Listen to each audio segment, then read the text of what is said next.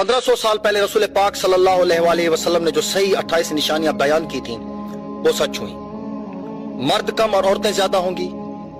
लोग मौसीकी की शक्ल में कुरान मजीद की तिलावत करेंगे।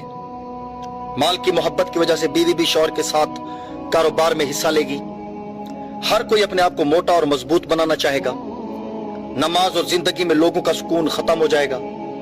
सूद का कारोबार आम हो जाएगा। मुनाफिक पैदा होंगे। लोग इबादत करेंगे मुनाफिकत और शोहरत पाने के लिए। फितने बढ़ेंगे और दीनी इल्म में कमी आएगी। लोग कुरान को तनख्वाह का जरिया बनाएंगे। झूठ आम हो जाएगा और लोग झूठ की गवाही देंगे। लोग सही अहादीस का इनकार करेंगे और गलत अहादीस बयान करेंगे। मुसलमान अमीर हो जाएंगे लेकिन मजहबी पेशवा नए हो जाएंगे। कुफर आसान होगा। इंसान सुबह मुसलमान और शाम को काफिर, और शाम को मुसलमान और सुबह काफिर। आने वाली हर नस्ल पिछली नस्ल से बदतर होगी। लोग इस्लाम पर चलने वालों पर हैरान रह जाएंगे और वो नई चीजें देखेंगे। कत्ल और गारत बढ़ते जाएंगे। कातिल और मकतूल को पता नहीं चलेगा कि मैं क्यों कत्ल करता हूं और क्यों मारा जा रहा हूं। काफिर मुसलमानों पर गालिब आएंगे।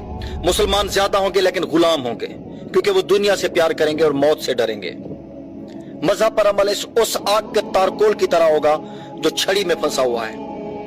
गुनाह करना बहुत आसान होगा और गुनाह को गुनाह कबूल नहीं किया जाएगा। दुनिया के अमीर तरीन लोग कंजूस होंगे। उम्र से बरकत खत्म हो जाएगी।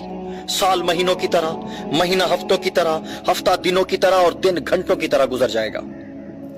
मुसलमान हर अमल में काफिरों की पैरवी और इताअत करेंगे। अरब की मिट्टी वसी होगी और मदीना की आबादी बढ़ जाएगी। लोग ज़कात लेने के अहल नहीं होंगे और फिर भी ज़कात मांगेंगे। औरतें सजती होंगी फिर भी नंगी होंगी। मतलब कपड़े इतने नाजुक होंगे कि जिस्म की तरह नजर आएंगे। जिना आसान होगा और जिना के असबाब में इजाफा होगा। जहालत आम हो जाएगी। लोगों को दुनिया का इल्म हो जाएगा मगर जहालत की वजह से दीनी इल्म से जाहिल होंगे।